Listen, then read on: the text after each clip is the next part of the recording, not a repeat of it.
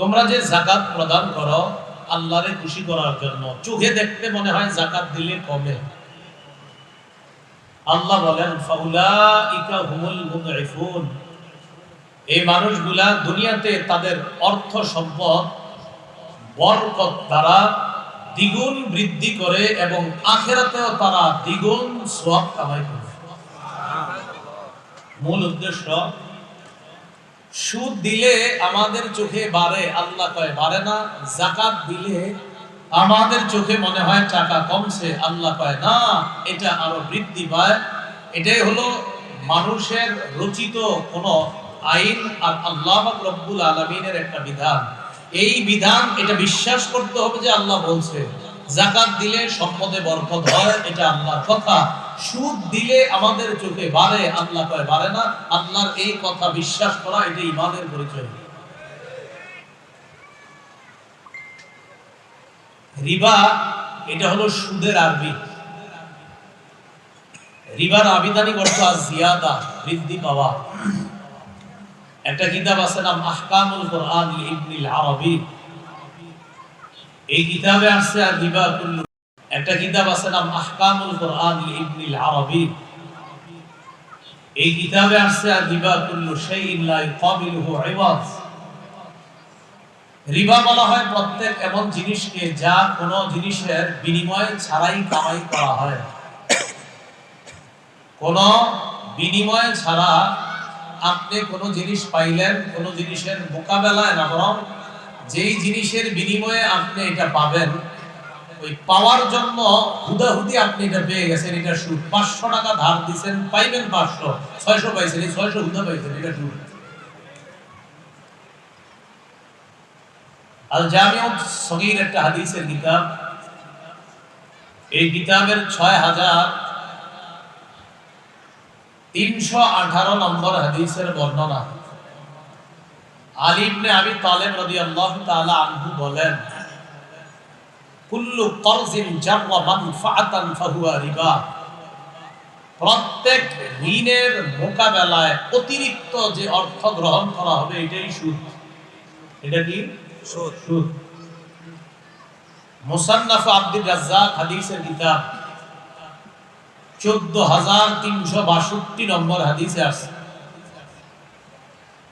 ঋণ গ্রহীতা ঋণ দাতাকে এই কথা বলা, আখির লি ওয়াজিদুক, ভাইজান আপনি তো আমার কাছে টাকা পান, 7 দিন আরো বাড়ায় দেন, আপনারা আরো কিছু টাকা পয়সা বাড়ায় দেন, এটা সুদ। ঋণ গ্রহীতা ঋণ দাতাকে বলা, আপনি আমারে কিছু সময় আরো বাড়ায় দেন, আপনারা আরো কিছু টাকা পয়সা বাড়ায় দিব। কেন বাড়ায় দিবেন? এই যে আপনি বাড়ায় দিবেন যে অংশ, ঋণ পরিমাণ অর্থের যেটা বাড়ায় দিবেন, এটা সুদ। মুসলিম শরীফের বর্ণনা 3953 নম্বর হাদিস, কানা রাসূলুল্লাহ সাল্লাল্লাহু আলাইহি ওয়াসাল্লাম ইয়ানহা আন বাই'iz যাহাবি বিজ-যাহাব ওয়াল ফিদ্দাতি বিল ফিদ্দাহ ওয়াল বুররি বিল বুররি ওয়াশ শাঈরি বিশ শাঈর ওয়াত তামরি বিত তামরি ওয়াল মিলহি বিল মিলহি ইল্লা সাওয়াআম বিসাওয়া আইনান বিআইনিন ফামান যাদা আও ইজদাদা ফাকাদ আরবা। রাসূলুল্লাহ সাল্লাল্লাহু আলাইহি সাল্লাম স্বর্ণের বিনিময়ে স্বর্ণ, রূপার বিনিময়ে রূপা, গমের বিনিময়ে গম, জবের বিনিময়ে জব, খেজুরের বিনিময়ে খেজুর, লবণের বিনিময়ে লবণ, সমান সমান লেনদেন করা, এটা অনুমোদন দিয়েছেন। কিন্তু যদি কেউ বেশি করে তাহলে রাসূল বলেন এটা সুদ। তাহলে দেখেন তো, আমার ডান হাতে স্বর্ণ, বাম হাতে স্বর্ণ, এই স্বর্ণে স্বর্ণে লেনদেন করব, সমান সমান জায়েজ। স্বর্ণে স্বর্ণে লেনদেন যদি বেশি হয় সুদ। আমার ডান হাতে রূপা, বাম হাতে রূপা, লেনদেন করব সমান সমান জায়েজ, যদি বেশি হয় সুদ। এই ডান হাতে গম, বাম হাতে গম, সমান সমান লেনদেন জায়েজ, যদি বেশি হয় সুদ। বোঝা গেল, এক জাতীয় জিনিস, এটা যদি আপনি লেনদেন সমান সমান করেন জায়েজ আছে, যদি বেশি হয় তাহলে কি হবে? সুদ হবে। সহিহ বুখারীর 2175 নম্বর হাদিস। এই হাদিসের মধ্যে রাসূলুল্লাহ সাল্লাল্লাহু আলাইহি সাল্লাম বলেন, লা তাবিউজ যাহাবা বিজ-যাহাব ওয়াল ফিদ্দাতা বিল ফিদ্দাতি ইল্লা সাওয়াআম বিসাওয়া। তোমরা স্বর্ণ দ্বারা স্বর্ণ লেনদেন করবা না, রূপা দিয়ে রূপা লেনদেন করবা না, তবে সমান সমান হলে করবা। স্বর্ণ দিয়ে স্বর্ণের লেনদেন বেশি কম করে যদি করেন সুদ, রূপা আর রূপার লেনদেন যদি বেশি কম করেন তাহলে সুদ। নবী বলেন সমান সমান ঠিক আছে। এরপরে নবীজি বলেন ওয়াবিউজ যাহাবা বিজ-যাহাবি ওয়াবিউজ যাহাবা বিল ফিদ্দা ওয়াল ফিদ্দাতা বিজ-যাহাবি কাইফা শি'তুম। এবার আপনারা আমার দিকে একটু তাকান। আমার ডান হাতে স্বর্ণ, বাম হাতে রূপা, দুইটা কি এক জিনিস না আলাদা? নবী কয় বিউজ যাহাবা বিল ফিদ্দা ওয়াল ফিদ্দাতা বিজ-যাহাব কাইফা শি'তুম। স্বর্ণ দিয়ে রূপা আর রূপা দিয়ে স্বর্ণ, এই দুইটার লেনদেন যেমনি মন চায় করো, এখানে কম বেশি সুদ হবে না। বলেন তো কেন হবে না? কারণ স্বর্ণ রূপা আলাদা। তাহলে কি বুঝলাম? এক জাতীয় জিনিস, যেমন আমার ডান হাতে স্বর্ণ, বাম হাতে স্বর্ণ, সমান সমান জায়েজ। যদি বেশি হয় সুদ। আমার ডান হাতে স্বর্ণ, বাম হাতে রূপা, দুইটা লেনদেন করব, কম বেশি কম বেশি জায়েজ জায়েজ। স্বর্ণ রূপা আলাদা, কম বেশি কি আছে? জায়েজ। আমার ডান হাতে 20 টাকা, এটার মোকাবেলায় বাম হাতে 21 টাকা, সুদ কত? 1 টাকা। আমার ডান হাতে 20 টাকার একটা নোট আর বাম হাতে 5 টাকার 4টা কয়েন আর 1 টাকার একটা কয়েন, কত হলো? 21 টাকা। ডান হাতে 20 টাকার একটা নোট আর বাম হাতে হলো 5 টাকার 4টা কয়েন, 1 টাকার একটা কয়েন। অনেকের মাথায় আসবে হুজুর তাহলে তো কয়েন, এগুলা তো পয়সা, তো টাকার মোকাবেলায় পয়সা, এটা কম বেশি মনে হয় সমস্যা নেই। 180 ডিগ্রি পল্টি নেওয়ার কোনো সুযোগ নেই। 5 টাকা পয়সার উপরে দেখবেন ভালো করে টাকায় লেখা আছে 5 টাকা। 1 টাকা কয়েন যেটা, ওটার মধ্যে লেখা আছে 1 টাকা, তাহলে পয়সাও ওটা কি টাকা? বলেন ওটা কি? 5 টাকার পয়সা, ওটাও কি টাকা? তাহলে 20 টাকার নোট আর 4টা 5 টাকার কয়েন আর একটা 1 টাকা 21 টাকা, এই কম বেশি এটাও কি হয়ে যাবে? বুঝে আসছে তো? আচ্ছা, সুদ কম হোক আর বেশি হোক হারাম। এলাকার একজনে 1000 টাকা সুদ নেয়, আরেকজনে 1 কোটি। 1000 টাকা ওয়ালাকে আমি তো বেশি খাই না, কম খাই। আরেকজনে যিনি 1 কোটি খায়, আপনি বলবেন আপনারা দুজনই মহামান্য সুদখোর। ঠিক ওটা ব্যবসার সাইনবোর্ডের মধ্যে যদি লেখা রাখে এখানে আল্লাহ ব্যবসাকে হালাল করেছেন, সুদকে হারাম করেছেন, এবং বিভিন্ন প্রতিষ্ঠানে দরজা দিয়ে ঢোকার সময় দেখবেন লেখা ব্যবসা হালাল, সুদ হারাম, কিন্তু সেখান থেকে আপনাকে সুদ দিচ্ছে, বাকি পরিমাণ কম। পরিমাণ কম হোক বেশি হোক, যারাই সুদ দিবে সব সুদখোর। সুদ সুদ। তাহলে কম বেশি আপনারা বুঝায়, কম অমুকের চেয়ে তুলনামূলক অমুকে কম, কম মানে সুদ সুদ, কম বেশি কি? আল্লাহ পাক রব্বুল আলামিন সূরা বাকারার 278 নম্বর আয়াত, এই আয়াতে বলেন ইয়া আইয়ুহাল্লাযীনা আমানুত্তাকুল্লাহা ওয়া যারু মা বাকিয়া মিনার রিবা ইন কুনতুম মুমিনিন। হে ঈমানদারগণ, তোমরা আল্লাহকে ভয় করো, যদি তোমরা মুমিন হও সুদের কারবার ছেড়ে দাও। আল্লাহ আমাদেরকে কি বইলা ডাক দিছে? ঈমানদার। বলেন কি বইলা? ঈমানদার বলে ডাক দিয়ে বলতেছে আল্লাহকে ভয় করো। এরপর বললেন যদি মুমিন হও সুদের কারবার ছাড়ো। আচ্ছা, আমগরে ডাক দিছি কি বইলা? ঈমানদার বইলা ডাক দিয়ে বলতেছে যদি মুমিন হও সুদের কারবার ছাড়ো। এর মানে বিষয়টা এমন, এলাকায় অনেক সময় আপনারা অনেক পরিচিত মানুষ ছিল, ডাক দিয়ে বলেন ভাই আপনি আব্দুর রহমান ভাই না? আব্দুর রহমান ভাই, আব্দুর রহমান বইলা ডাক দিয়ে বলছেন আপনি আব্দুর রহমান না? তো তিনি কয় হ্যাঁ আমি তো আব্দুর রহমান, তো চলেন আপনার সাথে কথা আছে। তাহলে আব্দুর রহমান বাইরে ডাকও দিয়েছেন আব্দুর রহমান বইলা, আবার বলছেন আপনি আব্দুর রহমান, উনি বলছেন হ্যাঁ, এটা বইলা নিয়ে গেলেন। তাহলে সত্যিকার আব্দুর রহমান নেই, আব্দুর রহমান বলে ডাইকা নিয়ে গেছেন। আল্লাহ আমগরে ডাক দিছে হে ঈমানদারগণ, তোমরা আসলে মুমিন যদি হও তো সুদের কারবার ছাড়ো। ডাক দিছে ঈমানদার বইলা, তো আল্লাহ তো ডাকিয়ে দিছে ঈমানদার, আমরা ঈমানদার। এরপরে কয় যদি মুমিন হও সুদের কারবার ছেড়ে দাও। মুমিন হলে কিসের কারবার ছাড়ো?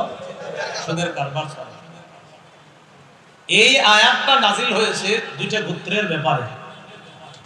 একটা গোত্রের নাম সাকিফ আর একটা গোত্রের নাম মাখজুমি। সাকিফ গোত্র আর মাখজুমি গোত্র দোনো গোত্রের কাছে ইসলামের দাওয়াত আসার পর দোনো গোত্র কালিমা পড়ে মুসলমান হয়ে গেছে। ইসলাম গ্রহণ করার আগে সাকিফ গোত্র আর মাখজুমি গোত্রের মধ্যে সুদি কারবার ছিল, সুদি লেনদেন ছিল। ইসলাম গ্রহণ করার পর তলাবাত সাকিফ গোত্র মাখজুমি গোত্রের কাছে অতীতের বকেয়া সুদটা চাইল। বলেন তো সুদি লেনদেন কি মুসলমান হওয়ার পরে হয়েছে না আগে? আগে। মাখজুমি গোত্র কয় না, আমরা সুদি যে লেনদেন এটা ফেরত দিব না। আত্তাব ইবনে আসিদ নামে একজন নবীর কাছে চিঠি লেখে, ইয়া রাসূলুল্লাহ, এখানে দুই গোত্র মুসলমান হয়েছে। ইসলাম গ্রহণ করার আগে তাদের মাঝে সুদি লেনদেন ছিল। ইসলাম গ্রহণ করার আগে তাদের মাঝে সুদি লেনদেন ছিল। এই সুদি লেনদেন থাকার কারণে এক দল আরেক দলের কাছে মুসলমান হওয়ার পর এখন সুদের অর্থ ফেরত চায়। কি করব? রাসূলুল্লাহ সাল্লাল্লাহু আলাইহি সাল্লামকে চিঠি যখন পড়ে শোনানো হলো, আল্লাহ পাক রব্বুল আলামিন পবিত্র কোরআনে আয়াত নাযিল করে দিলেন। সূরা বাকারার 278 279 নম্বর আয়াত। নবী আপনি জানায় দেন, হে ঈমানদারগণ, তোমরা আল্লাহকে ভয় করো, যদি তোমরা মুমিন হও সুদের কারবার ছেড়ে দাও। এই আয়াত শোনানোর পর দুই গোত্র বলল, নাতুবু ইলাল্লাহ, আমরা আল্লাহর কাছে তওবা করছি, সুদি কারবার কখনো আর কোনোদিনও আমরা করব না। ওই মুহূর্তে তারা সুদের কারবার থেকে ফিরে আসছে। আমরা জন্মসূত্রে মুসলমান, আল্লাহর কাছে আমরা ওয়াদাবদ্ধ, আমরা যারা ঈমানদার আমরা সুদি কারবার করব না। আল্লাহ আমাদেরকে হেফাজত করেন। গ্রামগঞ্জে আবার এরকম সুদ আছে, আপনাদের এলাকায় আছে কিনা জানি না। 500 টাকার বিনিময়ে সুদ দিবে 100, ও আবার এই 500 ঋণ আইনা আরেকজনের কাছে লাগায় 200, ও আবার লাগায় 200, আবার হ্যাঁ এটা এইভাবে আর কি, এটা বাড়ায় আস্তে আস্তে, এইভাবে আপনার একটা পদ্ধতিতে বাড়তে থাকে।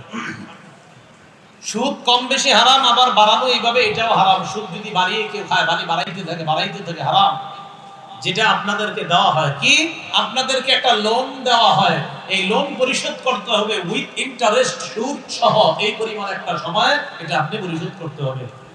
লোন নাম দেয়, এটার কি একটা আধুনিক নাম দেয়, যেন এটা কইতে একটু লজ্জা করে। তো সুদ যে লজ্জাকর বিষয় এটা সবাই জানে, এই জন্য সুদ শব্দটা মুখ দিয়ে কইতে চায় না, এটার নাম দিয়েছে ইন্টারেস্ট। কি নাম দিয়েছে? মানে বুঝে যে সুদ এটা তো আসলে একটা খারাপ জিনিস, কিন্তু কই এটা স্মার্টনেস আছে না, দিয়েছে ইন্টারেস্ট।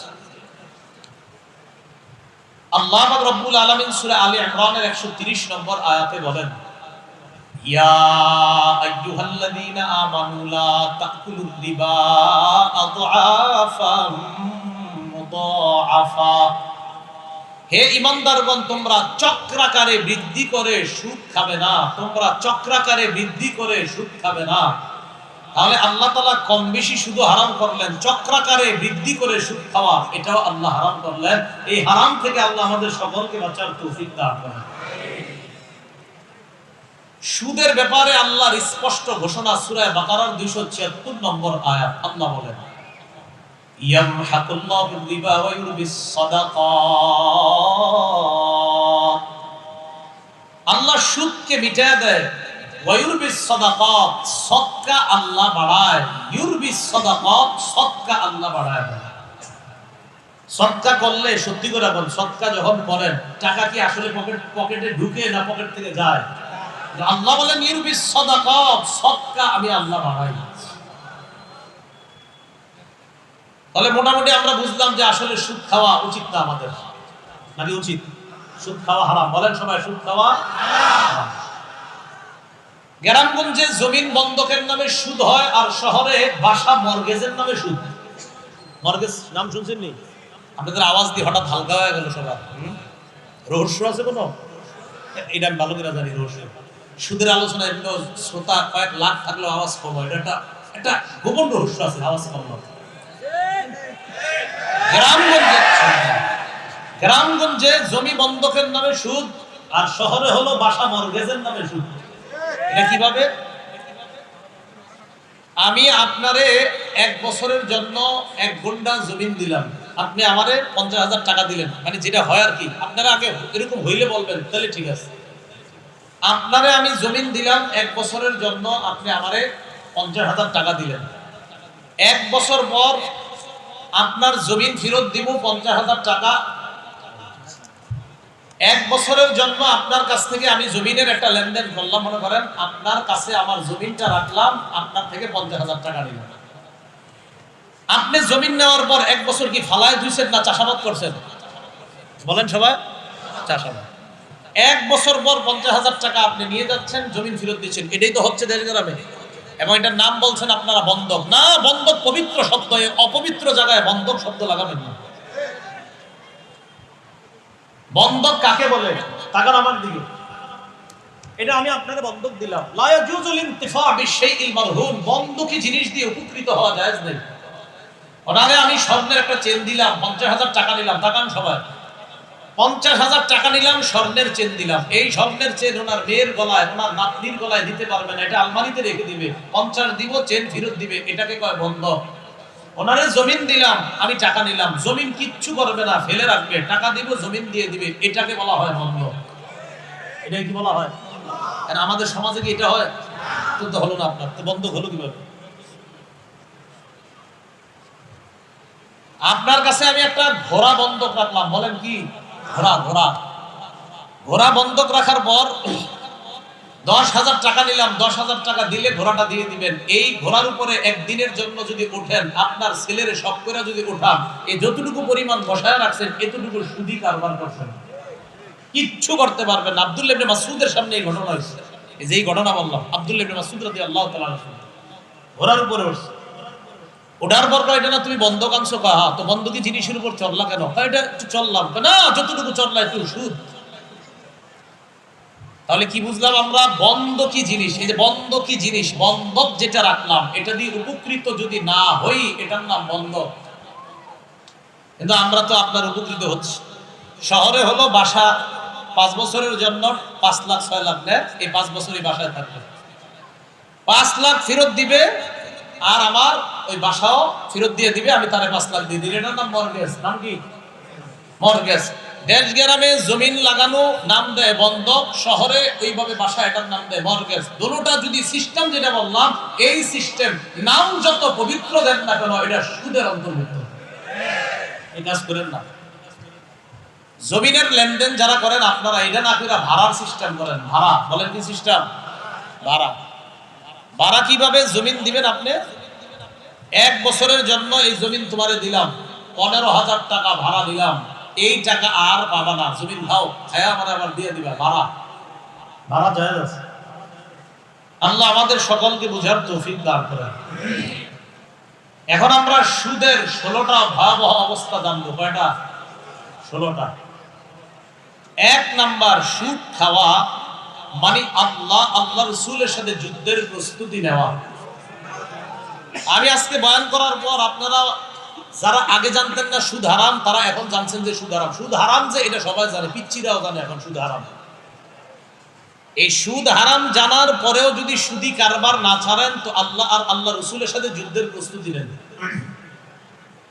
সূরা বাকারার 279 নম্বর আয়াতে আল্লাহ বলেন, ফাইল্লাম তাফআলু ফাযানু বিহারবিম মিনাল্লাহি ওয়া রাসূলিহি, যদি তোমরা সুদি লেনদেন থেকে ফিরে না আসো, বিরত না হও, যদি তোমরা সুদি কারবার থেকে বিরত না হও, ফাযানু বিহারবিম মিনাল্লাহি ওয়া রাসূলিহি, আল্লাহ আর তার নবীর বিরুদ্ধে যুদ্ধের ঘোষণা দিয়ে দাও। আল্লাহ আর তার রাসূলের সাথে যুদ্ধের প্রস্তুতি নিয়ে নাও। বলেন নাউযুবিল্লাহ। উমদাতুত তাফসীর নামে একটা কিতাব আছে, এই কিতাবের 1 নম্বর খণ্ড 330 নম্বর পৃষ্ঠা। আব্দুল্লাহ ইবনে আব্বাস রাদিয়াল্লাহু তাআলা আনহুমার বর্ণনা, তিনি বলেন, ইউকালু লিআকিলির রিবা ইয়াউমাল কিয়ামাতি খুসসিলাহাকা লিল হাম, কিয়ামতের ময়দানে সুদখোরকে বলা হবে, তুমি অস্ত্র নাও, আমি আল্লাহর সাথে লড়াই করার জন্য। সুদখোরকে বলা হবে, তুমি অস্ত্র নাও লড়াই করার জন্য। এ হলো 1 নাম্বার ভয়াবহতা। 2 নাম্বার, আল্লাহ না করেন যারা সুদ খায় আর সুদি লেনদেন অবস্থায় যদি মারা যায়, তারা কিয়ামতের ময়দানে কবর থেকে পাগল অবস্থায় উঠবে। কি অবস্থায়? পাগল অবস্থায়। আল্লাহ পাক রব্বুল আলামিন সূরা বাকারার 275 নম্বর আয়াতে বলেন, আল্লাযীনা ইয়াকুলুনা রিবা, যারা সুদ খায়। আমি আয়াত বলবো, এই জায়গাটা খালি আপনারা অনুবাদটা করবেন। আল্লাযীনা ইয়াকুলুনা রিবা, হুজুররা না, অন্যরা জোরে বলবেন, আল্লাযীনা ইয়াকুলুনা রিবা। কষ্ট আসে না, বলেন আল্লাযীনা ইয়াকুলুনা রিবা, জোরে বলেন সবাই। যারা কি খায়? সুদ খায়। লা ইয়াকুমুনা ইল্লা কামা ইয়াকুমুল্লাযী ইয়াতাখাব্বাতুহু শাইতানু মিনাল মাস, তারা এমন অবস্থায় উঠবে যেন শয়তান তাদেরকে স্পর্শ করে পাগল বানায় দিয়েছে। যালিকা বিআন্নাহুম ক্বালু ইন্নামাল বাইউ মিসলুর রিবা, এটা এই কারণে তারা বলে ব্যবসা সুদের মতো। ব্যবসা কিসের মতো?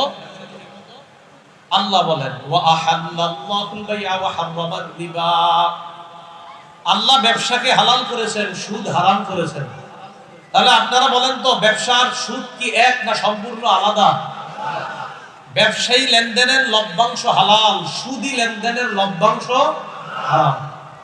তাহলে ব্যবসা সুদের মতো এই কথা যারা বলে তাদেরকে বলবেন, ব্যবসায়ীরা কষ্ট কইরা লাভবান হয়, আপনি ঘরে ঘুমায়া ঘুমায়া লাভবান হন, এই জন্য আপনারটা হারাম, ব্যবসায়ীদেরটা হালাল। ব্যবসার সুদ কি একরকম হইল? এই কারণে এরা পাগল অবস্থায় উঠবে। 3 নম্বর, এই 3 নাম্বারটা দেখার সময় আমার দিকে তাকান, এই যে দেখেন আমার গলা ধরছি না, আমি বেশি জোরে ধরি নাই। সুদখোর কিয়ামতের ময়দানে যখন উঠবে, মনে হবে তার গলাটাকে চাপ দিয়া ধরছে, তার শ্বাসরোধ করে হত্যা করা হচ্ছে, এমন অবস্থায় সুদখোর উঠবে। উমদাতুত তাফসীর 1 নাম্বার খণ্ড 330 নম্বর পৃষ্ঠা। আব্দুল্লাহ ইবনে আব্বাস রাদিয়াল্লাহু তাআলা আনহুমার বর্ণনা, তিনি বলেন, আকিলুর রিবা ইউবআসু ইয়াউমাল কিয়ামাতি মাজনুনান ইউখনা, সুদখোরকে কিয়ামতের ময়দানে পাগল অবস্থায় উঠানো হবে, এমন অবস্থায় উঠানো হবে দেখলে মনে হবে তাকে শ্বাসরোধ করা হচ্ছে, এমন অবস্থায় উঠানো হবে। 4 নাম্বার, যারা সুদ খায় তারা আল্লাহর বরাদ্দকৃত হালাল নিয়ামত থেকে বঞ্চিত হয়। নাউজুবিল্লাহ, আল্লাহ আপনার জন্য একটা হালাল নিয়ামত রাখছে, এই সুদের কারণে হালাল নিয়ামত থেকে বঞ্চিত হয়। সূরা নিসার 160 161 2 আয়াতে আল্লাহ বলেন, 4টা অপরাধের কারণে হালাল বৈধ নিয়ামত থেকে ইহুদিদেরকে আল্লাহ বঞ্চিত করেছেন। কয়টা অপরাধের কারণে? আল্লাহ বলেন, ফাবিজুলমিন মিনাল্লাযীনা হাদু হারামনা আলাইহিম তাইয়্যিবাতিন মুহিল্লাত লাহুম, ইহুদিদের জুলুমের কারণে তাদের জন্য যে পবিত্র জিনিসগুলা হালাল ছিল, আমি আল্লাহ এগুলা হারাম করে দিলাম। ছিল হালাল, করে দিলাম হারাম। 1 নাম্বার অপরাধ, জুলুম করত তারা। 2 নাম্বার, ওয়া বিসাদদিহিম আন সাবিলিল্লাহি কাসীরা, এরা মানুষকে আল্লাহর রাস্তা থেকে বাধা দেওয়ার কারণে আমি তাদের জন্য বরাদ্দকৃত হালালটাকে হারাম করলাম। 3 নাম্বার, ওয়া আখযিহিমুর রিবা ওয়া কাদনুহু আনহু, তাদেরকে সুদ খাওয়া থেকে নিষেধ করা হয়েছে, এরপরেও তারা সুদ ধরত, গ্রহণ করত। এই জন্য তাদের বরাদ্দকৃত যে হালাল পবিত্র হালাল জিনিসগুলা ছিল, আমি এগুলা তাদের জন্য হারাম করে দিলাম। 4 নাম্বার, আকলিহিম আমওয়ালান নাস বিল বাতিল, মানুষের সম্পদ অন্যায়ভাবে ভক্ষণ করার কারণে আমি তাদের জন্য যে পবিত্র জিনিসগুলা হালাল ছিল এগুলা হারাম করে দিলাম। মানুষের সম্পদ অন্যায়ভাবে ভক্ষণ, এলাকায় অনেকে দেখবেন জমিনের আইল ছিল এত বড়, হঠাৎ এটা হইতে হইতে হইতে হইতে হইতে আইলটা একটু হয়ে যায়, ওই 2 সাইড দিয়া কাটে, কাটতে কাটতে নিজের জমিন বাড়ায়। রাসূলুল্লাহ সাল্লাল্লাহু আলাইহি সাল্লাম বলেন, মানিত্তাকা শিবরান, কেউ যদি 1 বিঘত পরিমাণ সম্পদ, 1 বিঘত পরিমাণ সম্পদ অন্যায়ভাবে আত্মসাৎ করে, কয় বিঘা? 1 বিঘা। কোন বর্ণনায় আসছে কিদা শিবরিন, 1 বিঘত পরিমাণ সম্পদ, তাওয়াকাহুল্লাহু ইয়াহা মিন 7 আরদিনা, কিয়ামতের ময়দানে 7 স্তর 7 তবক জমিন আল্লাহ তার গলায় ঝুলায় দিবে। নাও জমিন এত চাইছো না, নাও এখন জমিন নিয়ে ঘুরো। 1 বিঘত মাত্র, তাহলে চার অপরাধে আল্লাহ ইহুদিদের জন্য পবিত্র হালাল জিনিসটা হারাম করলেন। এক, জুলুমের কারণে; দুই, আল্লাহর রাস্তায় বাধা দেওয়ার কারণে; তিন, সুদ গ্রহণ করার কারণে; চার নাম্বার, মানুষের সম্পদ অন্যায়ভাবে ভক্ষণ করার কারণে। জুলুম, আল্লাহর রাস্তা থেকে বাধা দেওয়া, সুদ গ্রহণ করা, কারো সম্পদ আত্মসাৎ করা থেকে আল্লাহ আমাদের এই সমাজ আমাদেরকে হেফাজত করে। পাঁচ নাম্বার, আপনাদের এই বুদিয়ামারা যারা সুদ খায়, সুদখোরদের কারণে এই এলাকায় তারা আল্লাহর গজব বৈধ করে নেয়। কি করে নেয়? বৈধ করে নেয়। আত-তারগীব ওয়াত-তারহীব হাদিসের কিতাব, এই কিতাবের ৩ নম্বর খণ্ড ৬৯ নম্বর পৃষ্ঠা নবীজি সাল্লাল্লাহু আলাইহি সাল্লাম বলেন, ইদা যাহারাত যিনা ওয়ার রিবা ফি ক্বরিয়াতিন ক্বাদ আহাল্লু বিআনফুসিহিম আযাবাল্লাহ। কোন এলাকার মধ্যে যদি দুইটা অপরাধ বেড়ে যায়, কয়টা? ১ নাম্বার জিনা, ২ নাম্বার সুদের কারবার। ক্বাদ আহাল্লু বিআনফুসিহিম আযাবাল্লাহ, এই জিনাকারী দল আর সুদখোরেরা আল্লাহর গজব ওই এলাকার জন্য বৈধ করে দেয়। সুদ তো সবাই খাবে না, কিন্তু যারা খাচ্ছে তাদের কারণে ভালো মানুষগুলোও ওই আপনার গজবের মধ্যে পড়ে তাদের কারণে। এজন্য এলাকার উচিত যারা সুদ খায় এই মানুষগুলোরে ধরে পায়ে ধরে হাতে ধরে বুঝিয়ে সুদ থেকে বাঁচানোর চেষ্টা করা। আল্লাহ আমাদেরকে তৌফিক দান করেন। আল ইহসান ইমাম পরিষদ তারা উদ্যোগ নেবে, তাদের মাধ্যমে যুব সমাজ যারা আছেন আপনারা মিলেমিশে পায়ে ধরে হাতে ধরে বাবা বলে ভাই বলে যেমনি পারেন সুদ থেকে হেফাজত করেন, তাদেরকে ফেরানোর চেষ্টা করেন। আল্লাহ তৌফিক দান করেন। এদেরকে বলেন ভাই সুদ ছেড়ে দাও, অন্যথায় এলাকা ছাড়ো। নাকি? হ্যাঁ কি ঠিক? তো আরেক এলাকায় গেলে হেনে তো সুদ খায় ওই এলাকায় গজব আনবে। আপনারা ঠিক করেন। এই ভাইরাস কোথাও পাঠাবেন না, ভাইরাস ওইখানেই সংশোধন করবেন।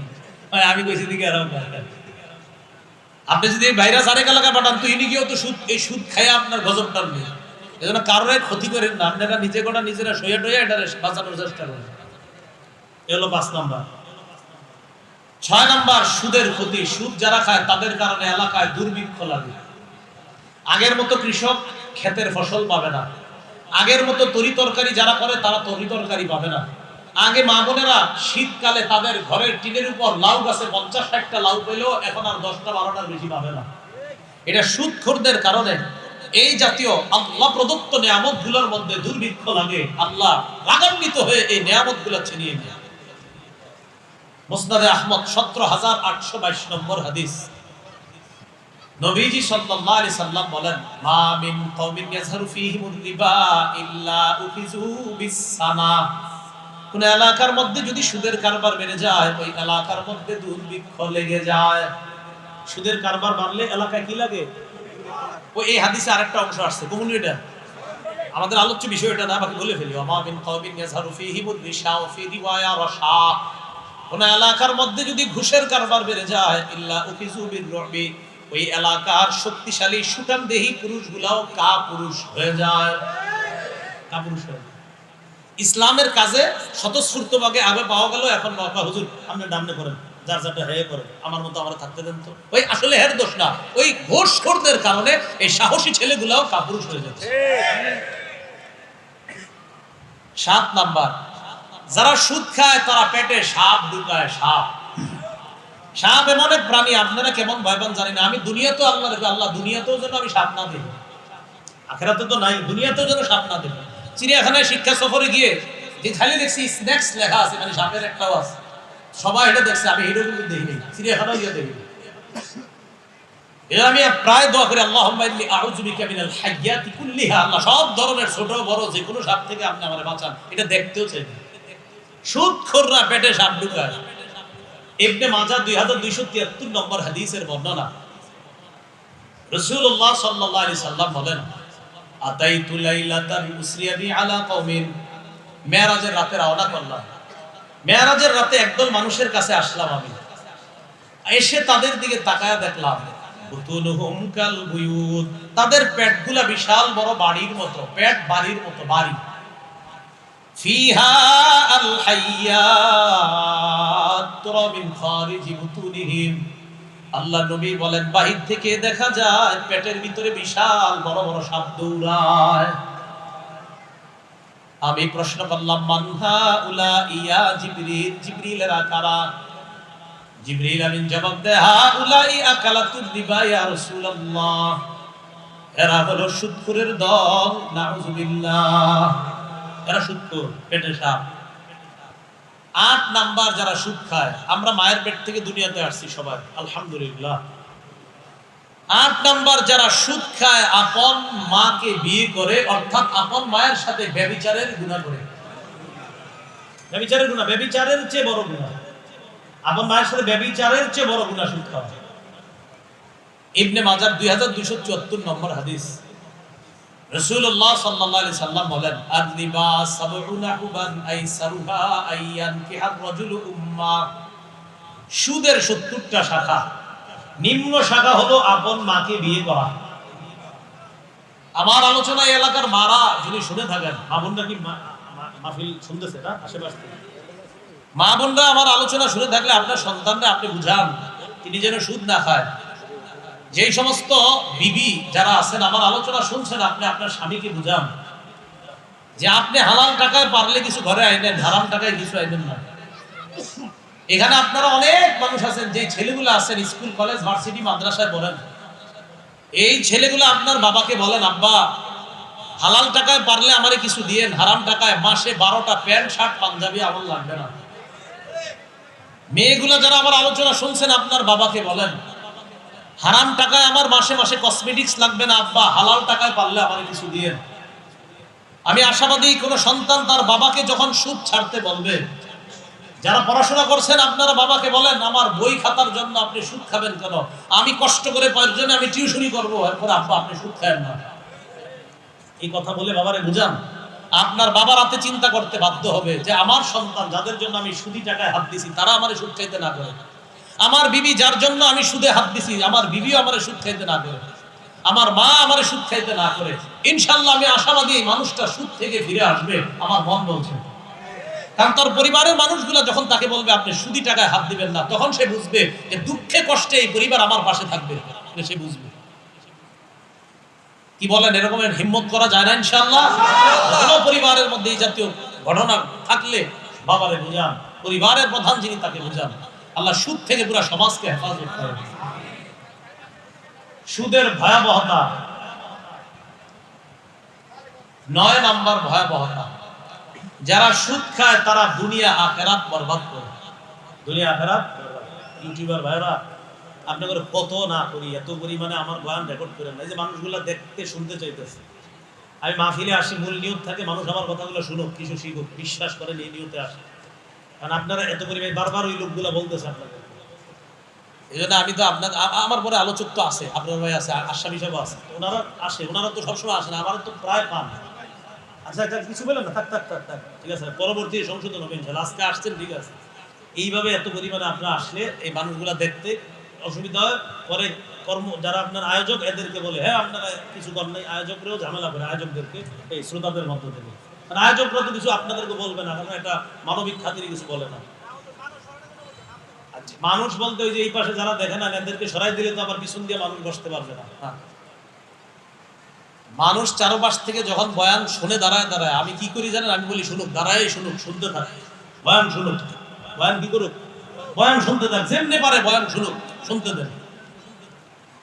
বয়ান লাভ আছে, কিছু না কিছু লাভ আছে। বয়ান যখন মানুষ শুনে মন দিয়ে এটাতে লাভ আছে, এটা নিশ্চিত থাকে। তো যাই হোক, 9 নাম্বার, সুদ খাইলে দুনিয়া ধ্বংস, আখেরাত নষ্ট হয়ে যায়। আল্লাহ হেফাজত করেন। এই পৃথিবীটা কয়দিন বাঁচবেন এটাও শেষ, আর মরার পরে আখেরাত যে সাজাইবেন কি আর সাজাইবেন এটাও শেষ।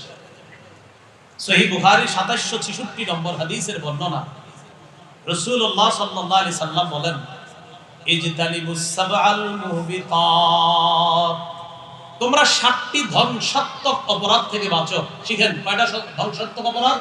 7টা। ক্বালু ওয়া মা হুন্না ইয়া রাসূলুল্লাহ, সাহাবীগণ বললেন হুজুর এই 7টা ধ্বংসাত্মক অপরাধ কি?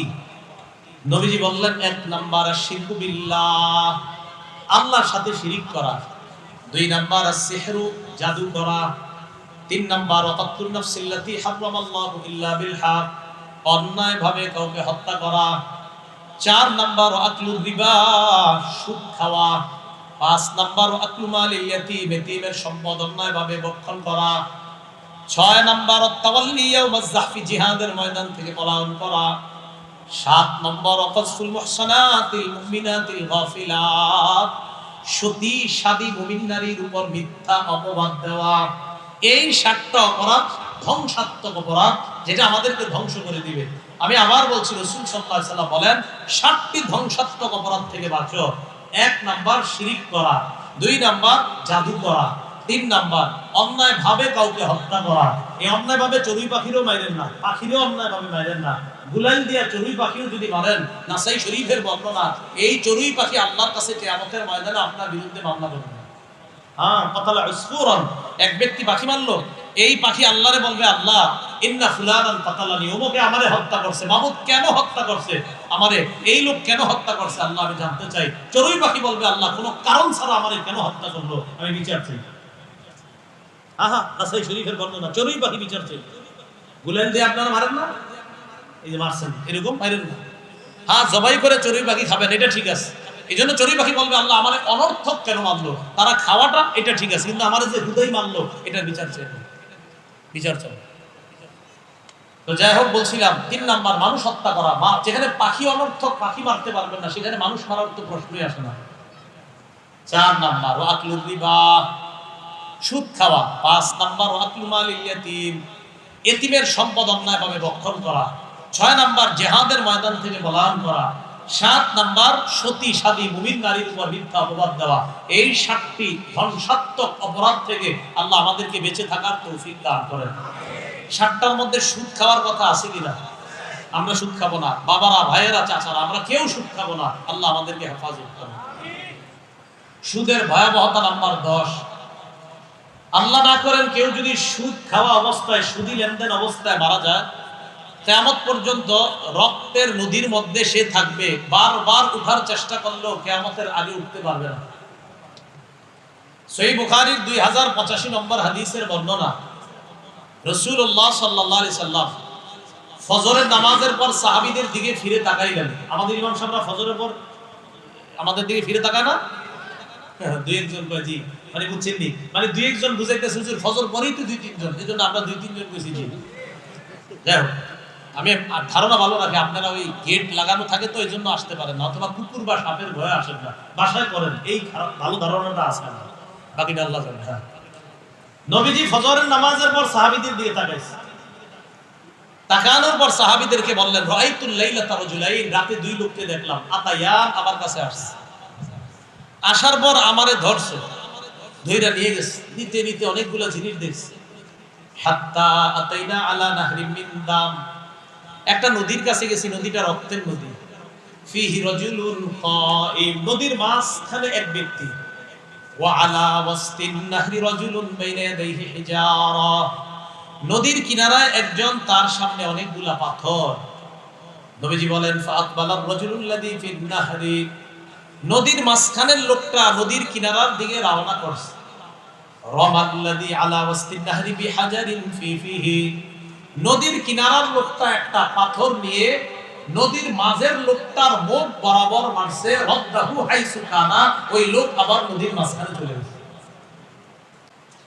নবীজি বলেন, আমি আবার দেখলাম লোকটা আবার আসতে চায়, আবার পাথর মারে। কেউ মারে কই? মুখে, মুখে, একদম মুখে মারে। এই মুখের ভিতরে যে পাথরটা ঢুকে আবার মাঝখানে। নবীজি বলেন, আমি জিজ্ঞাসা করলাম, এটা কে? জিবরিল আমিন বললেন, আল্লাযী রাআইতাহু ফিন নাহরি আকিলুর রিবা, হুজুর যারে আপনি রক্তের নদীতে দেখলেন, এটা হলো সুদখোর। নাউজুবিল্লাহ। 11 নাম্বার ভয়াবহতা, যে ব্যক্তি সুদ দেয়, যে সুদ খায়, যে সুদের কারবার লেখে। বলেন তো কি করে? সুদের কারবার লেখে, লেখে, বলেন কি করে? এটা 3 বার কোন, সুদের কারবার লেখে, এটা 3 বার কোন, কি করে? আবার কোন, কি করে? সুদের কারবার এটা 3 বার কেন কইলাম? রাতে ঘুমায় ঘুমায় শুয়ে শুয়ে চিন্তা করবেন। 1 নাম্বার যে সুদ দেয়, 2 নাম্বার যে সুদ খায়, 3 নাম্বার যে সুদের কারবার লেখে, 4 নাম্বার যে সুদের সাক্ষী দেয়। 4 শ্রেণীর উপর আল্লাহ রাসূলের 24 ঘন্টা অভিশাপ চলতে থাকে। নাসাই শরীফের 5103 নম্বর হাদিস, এই হাদিসের মধ্যে আছে আন্না রাসূলুল্লাহ সাল্লাল্লাহু আলাইহি ওয়াসাল্লাম লাআনা আকিলা রিবা ওয়া কাতিবা ওয়া শাহিদা। সুদদাতা, সুদ খায় যে, সুদ দেয় যে, সুদের কারবার লেখে যে, সুদের সাক্ষী দেয় যে, সবার উপর আল্লাহ নবী অভিশাপ করছেন। নাউজুবিল্লাহ। 12 নাম্বার, সামান্য পরিমাণ সুদ জেনে শুনে খাওয়া 36 বার ব্যভিচার করার চেয়ে বড় অপরাধ করা। মুসনাদে আহমদ 22007 নম্বর হাদিস। দিরহামু রিবান ইয়াকুলুহু রাজুলু ওয়া ইয়ালাম আশাদ্দু মিন সিত্তি ওয়া সালাসিনা জিনা। সামান্য দিরহাম পরিমাণ সুদ যদি কেউ জেনে শুনে খায়, আশাদ্দু মিন সিত্তি ওয়া সালাসিনা জিনা, 36 বার ব্যভিচার করার চেয়ে বড় অপরাধ। সামান্য পরিমাণ সুদ জেনে শুনে খাওয়া 36 বার ব্যভিচার করার চেয়ে বড় অপরাধ করা। আল্লাহ আমাদেরকে হেফাজত করুন। 13 নাম্বার, আল্লাহ না করেন কেউ যদি সুদি লেনদেন করা অবস্থায় মারা যায়, আল্লাহর হক তাকে জান্নাত না দেওয়া। আল্লাহর হক তাকে জান্নাত না দেওয়া। হাদিসের একটা কিতাব আছে নাম আল মুস্তাদরাক লিল হাকিম। এই কিতাবের 2260 নম্বর হাদিস। এই হাদিসের মধ্যে আছে আরবাউন হাক্কুন আলাল্লাহি আল্লা ইউদখিলাহুমুল জান্নাহ ওয়া লা ইউযিকুহুম নাঈমাহা। 4 শ্রেণীকে জান্নাত না দেওয়া আল্লাহর হক, তাদেরকে জান্নাতের নিয়ামত উপভোগ না করানো আল্লাহর হক। 1 নাম্বার মুদমিনুল খাম, যে ব্যক্তি মদ পান করে, মদের নেশায় মত্ত অবস্থায় মারা গেছে, তারে জান্নাত না দেওয়া আল্লাহর হক। 2 নাম্বার ওয়া আকিলুর রিবা, যে সুদ খায়, তারে জান্নাত না দেওয়া আল্লাহর হক। 3 নাম্বার ওয়া আকিলু মালিল ইয়াতীম, ইতিমের সম্পদ যে ভক্ষণ করে, তাকে জান্নাত না দেওয়া আল্লাহর হক। 4 নাম্বার ওয়াল আকুলি ওয়ালিদাই, পিতামাতার নাফরমান সন্তান, তাকে জান্নাত না দেওয়া আল্লাহর হক। শরাব পান করে, সুদ খায়, ইতিমের সম্পদ ভক্ষণ করে, মা বাবার নাফরমান সন্তান, এই 4 শ্রেণীকে জান্নাত না দেওয়া আল্লাহর হক। আল্লাহ আমাদেরকে 4টা অপরাধ থেকে বাঁচার তৌফিক দান করুন। 14 নাম্বার, কিয়ামতের আগে 3টা অপরাধ বাড়বে খুব বেশি। এর মধ্যে একটা সুদ। এই সুদ বেড়ে যাওয়াটা উম্মতের জন্য গজবের কারণ হবে। আত-তারগীব ওয়াত তারহিব কিতাবের নাম 3 নাম্বার খণ্ড 70 নম্বর পৃষ্ঠা। রাসূলুল্লাহ সাল্লাল্লাহু আলাইহি সাল্লাম বলেন, বাইনা ইয়াদাইস সাআ ইয়াজহারুর রিবা ওয়াজ জিনা ওয়াল খাম। কিয়ামতের আগে জিনা বাড়বে, সুদ বাড়বে, মদ বাড়বে। এই মদ মানে শুধু মদ না, মাদক দ্রব্য যত আছে, ইয়াবা, বাবা, গাঁজা, আফিম, কানাডার রাই, মাস্তুত, হেম্পেন যা আছে সব হারাম। এই সবগুলা বাড়বে কিয়ামতের আগে। তো এর মধ্যে সুদ আছে, জিনা আছে। 15 নাম্বার, রাসূলুল্লাহ সাল্লাল্লাহু আলাইহি সাল্লাম বলেন, সুদখোর দেখে যে সুদ বাড়ে, আসলে শেষ পরিণতি খুব ভয়ঙ্কর হবে তার। নবীজি বলেছেন শেষ এটা কমার দিকেই যাবে। সে না হয় তার পরবর্তী প্রজন্ম বিভিন্ন দিক থেকে বিশাল পেরেশানির মধ্যে পড়ে এই সুদ যে কমবে এটা তারা দেখতে পাবে। ইবনে মাজাহ 2279 নম্বর হাদিস। রাসূলুল্লাহ সাল্লাল্লাহু আলাইহি সাল্লাম বলেন, মা আহাদুন আকসারা মিনার রিবা ইল্লা কানা আকিবাতু আমরিহি ইলা কিল্লাহ। কোন ব্যক্তি দেখে সুদ বাড়ে, কোন ব্যক্তি সুদের টাকা বাড়ায়, নবীজি বলেন তোমাদের মধ্যে যারা সুদের টাকা বাড়ায়, সুদের অর্থ বাড়ায়, তার শেষ পরিণতি কমা, এটা তারা জানা দিবা। শেষ পরিণতিটা কম, এটা নিশ্চিত, কোনো সন্দেহ নাই। এইজন্য এই সুদখোর দুনিয়াতে নিজে তো বিপদে পড়ে, পরবর্তী প্রজন্মকেও বিপদে ফেলা যায়। আল্লাহ আমাদেরকে সুদ থেকে বাঁচার তৌফিক দান করেন। 16 নাম্বার, রাসূলুল্লাহ সাল্লাল্লাহু আলাইহি সাল্লাম বলেন, কিয়ামতের আগে মানুষ সবাই সুদ খাবে। হ্যাঁ, এমন একটা জামানা আসবে সবাই কি খাবে? সুদ খাবে। এটা আবার কেমন কথা? আবু দাউদ শরীফের 3331 কত হয়? 3331 কত হয়? এটা মনে রাখেন, এটা আরেকজনকে জানাইবেন। 3331 সংখ্যাটা কিরকম? 3331 333 এই ঠিক না? এই হাদিসের মধ্যে রাসূলুল্লাহ সাল্লাল্লাহু আলাইহি সাল্লাম বলেন, লা ইয়াতিয়ানা আলান নাসি জামান লা ইয়াবকা আহাদুন ইল্লা আকালার রিবা। মানুষের উপর এমন একটা সময় আসবে যখন এমন কেউ বাকি থাকবে না যে সুদ খাবে না, সবাই সুদ খাবে। এবার নবী বলেন, ওয়া ইল্লাম ইয়াকুলহু, যদিও ডাইরেক্ট না সুদ খায়, যদিও ডাইরেক্ট সুদ না খায়, আসবাহু মিন বুখারিহি, সুদের হাওয়া তার গায়ে লাগবে। প্রথম বললেন সবাই সুদ খাবে, নবী কয় সবাই যদিও না খায় সুদের হাওয়া তার গায়ে লাগবে। এটা কেমনি জানেন? এক ঘরে আপন ভাই আছে 5 জন, 3 ভাই সুদ খায়, 2 ভাই খায় না। 3 ভাই খায়, 2 ভাই খায় না। ওই 3 ভাই একবার সুদের আপেল ভাইরে কাটতে খাওয়া সামনাসামনি দিছে, না খায় তুই পায় নাই, একজন খান নেন। 3 সুদখোর, সুদ না খোর 2 ভাইরে দিছে। তো এরা এই যে খায়ালিস, এরা কিন্তু জানে না এটা যে সুদের টাকায়, কিন্তু ওই ব্যক্তি সুদের টাকায় আপেলটা খাওয়াইছে, কিন্তু হ্যাঁ জানে না। না জানে তার জন্য গুনাহ হবে না, ওই 2 ভাই যিনি খাইছে এদের জন্য গুনাহ হবে না, কারণ এরা তো জানে না এটা সুদের টাকা। কিন্তু সুদের হাওয়া কিন্তু ভিতরে ঢুকে গেছে। এই সুদের হাওয়া, 5 টাকার চা খাওয়াই দিলাম আপনাদের, এই 5 টাকা সুদের ছিল। তা আপনি যদি সুদ খান না, আপনি এটা হাদিয়া মনে করে খেয়েছেন, মনে করছেন না কোনো সমস্যা হবে না, আমারে দিছে, কিন্তু আপনার পেটে 5 টাকা ওটা সুদের টাকা ছিল। এই আপনার ভিতরে হাওয়া ঢুকে গেছে। এই জন্য দেখবেন ইবাদত যখন করবেন মজা পাবেন না। 3 ওয়াক্ত মজা পাইছেন, মাগরিবে মজা পান না। ঘটনা কি? ইমাম সাহেবের কাছে গেছে, হুজুর নামাজে মজা পাচ্ছি না। ইমাম সাহেব কয় আসরের পরে কিছু খাইছেন? খাইছিলাম তো, গিরিলাম নাম একজন খাওয়াইছে। তো হুজুরে কয় কোনো সমস্যা মনে ঢুকছে, কয় এটা আবার কি কইলেন? ইবাদতের সাথে সমস্যা কি সম্পর্ক?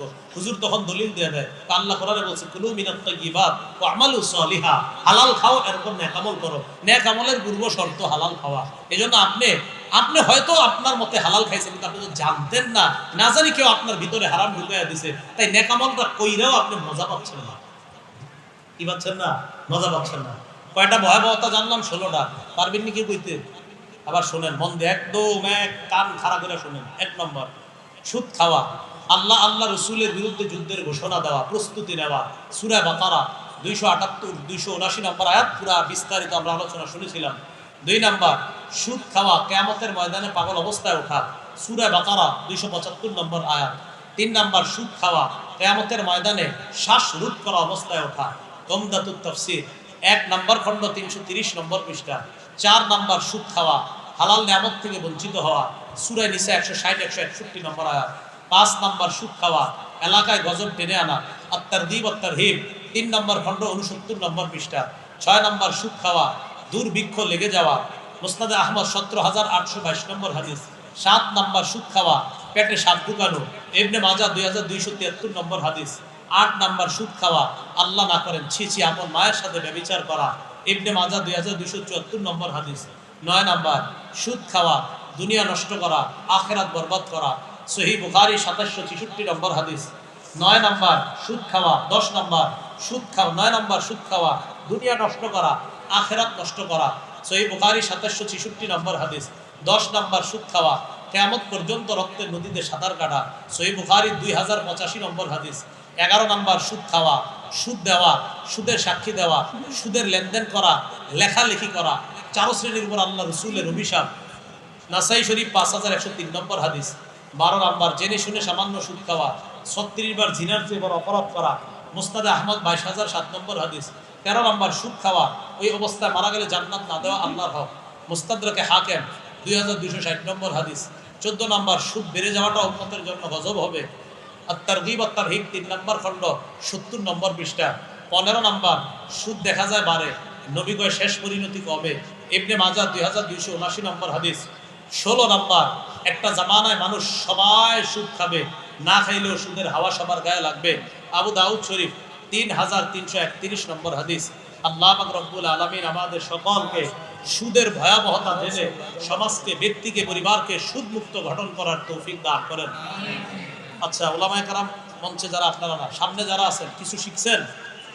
সামনে যারা কিছু শিখছেন 2 হাত তুলে দেখান।